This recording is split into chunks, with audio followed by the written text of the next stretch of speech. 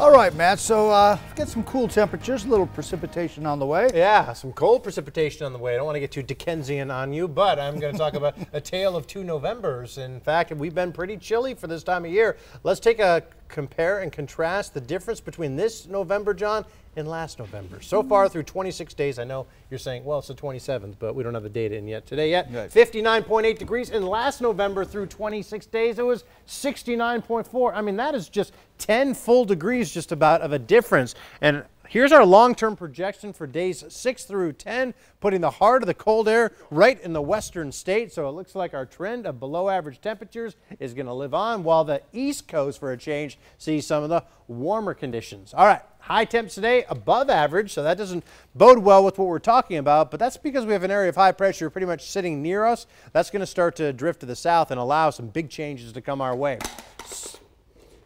66 last check at the airport. If you heard a noise, that was a hairbrush dropping. Paul's trying to get himself ready for sports here. Northwest winds at 3 miles per hour. You look great, Paul. You don't even need to worry about it. 63 in Oro Valley, 62 at Sabino Canyon, and we're tracking temperatures mostly into the 60s elsewhere. 55 Sierra Vista, it's 59 in Benson. Bisbee are 56, it's 52 in Portal, and 57 in Safford.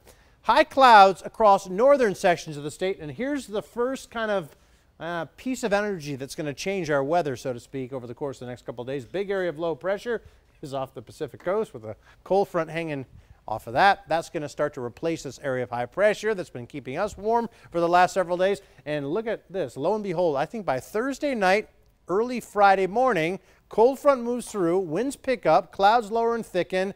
Initially, the snow level pretty high. We're not talking about a lot of moisture, maybe up to a quarter inch, a third of an inch of rain in the valleys. Up in the mountaintops, maybe 1 to 3 inches of snow, Mount Lemmon. Maybe a little bit more, though, toward the White Mountains. That moves through.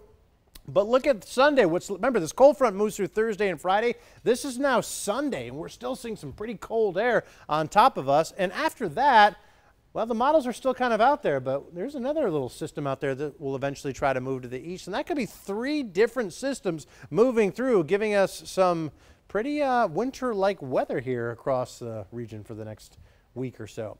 Here's the latest GFS model. That's our American model, giving us 0.2 of an inch of rain. We'll compare that to the European model. That one giving us 0.3 of an inch of rain. Those models will update in the next several hours. Here's your forecast for tonight. 40s for lows, daytime highs into the mid-70s. We'll call it sunny and warm for one more day at least.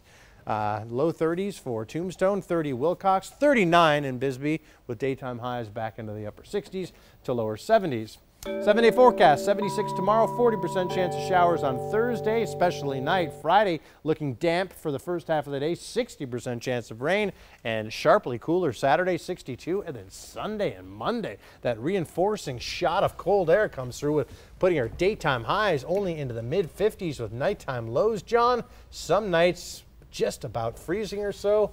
This is all happening in the last week of November / the first couple days of December. Yeah, we had a cool October too. Maybe November goes down as a second consecutive month below average. That hasn't happened since 2015 going into 2016. Brace for December. Couple of years, huh? yeah, hopefully. All right.